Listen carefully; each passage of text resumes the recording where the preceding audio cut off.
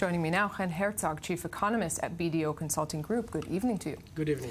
So we've been talking a lot about Saudi Arabia and its new plan for 2013 and what it means if it finally weans itself off oil. Now that we see this major change in oil ministers, what does this mean for oil production, which is obviously the centerpiece of Saudi Arabia's policy? Yeah. This change of personnel, it's not only a change of personnel, it's a change, it's the beginning of a new era.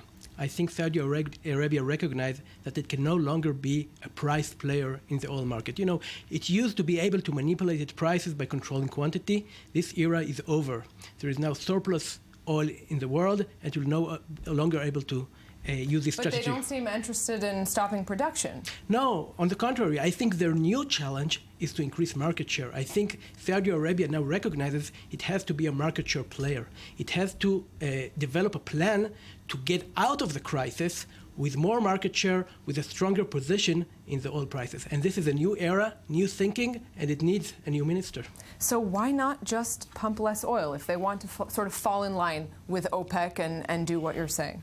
Because there is oversupply. Seems like a defiant policy. If they now understand that this policy is no longer possible because there is surplus supply. If they pump less oil, somebody else will kick in and produce that oil. So let's look at you and me, at the consumers. Mm-hmm. What do you think this new era, as you describe it, in Saudi Arabia could mean for the average person filling up the gas in their car? Well, for the average person, we are already enjoying lower oil prices for quite a while. It's lower gasoline prices.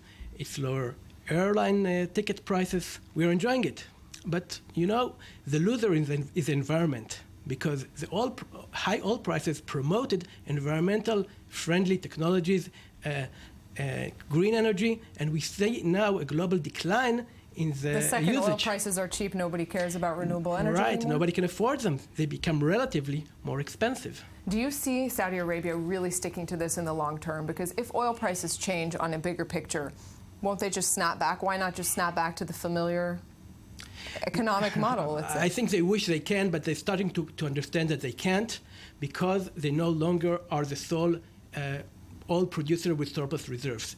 The technology of shale oil means that there is now larger and larger depositories of oil worldwide in the United States, even in Europe, and China has a shale oil, and it can no longer be the reserve player. So it's better news at the bottom line for us if there's not one person holding the reins. I think it's better news. It means that the laws of economy will work in terms of oil prices and not the force of a cartel that can manipulate prices.